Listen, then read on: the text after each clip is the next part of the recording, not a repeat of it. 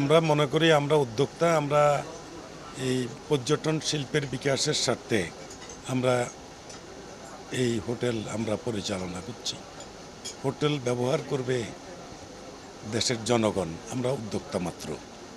কিন্তু এখানে যেটা দেখছি যে আমাদের এই হোটেল পরিচালনাতে যে এটা দেখা যায় এখন আমরা কতটা পারবো দেশের মানুষের জন্য সেবা দিতে, সেটা নিয়ে সন্দিহান। তার কারণ হলো এখনও মানুষের ভ্যাট এবং ট্যাক্সের জন্য যেভাবে হয়রান করা হয়, তাতে করে আমরা সার্ভিস কতটা দিতে পারবো, জনগণ কতটা উপকৃত হবে, জনগণ সেবা দিতে পারবো কিনা আমরা এখনও সন্দেহ জাগছে।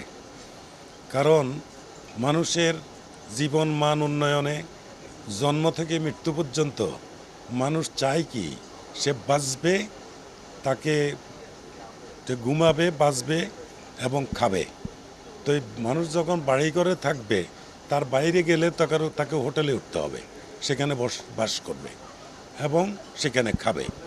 তো খাওয়া এবং থাকা এটা হইল মানুষের মানবাধিকারের একটি অংশ। এই মানবাধিকারের একটি অংশের ভিতরে রাজস্ব যেভাবে সরকার রাজস্ব নামে যেভাবে হয়রান করছে, এটা আমি মনে করি এটা অনৈতিক, এটা মানবাধিকার লঙ্ঘন, টোটাল মানবাধিকার লঙ্ঘনের সামিল। এটা কোনোভাবেই হোটেলে থাকা এবং খাওয়ার উপরে ভ্যাট থাকা উচিত না, এটাকে পরিহার করা উচিত।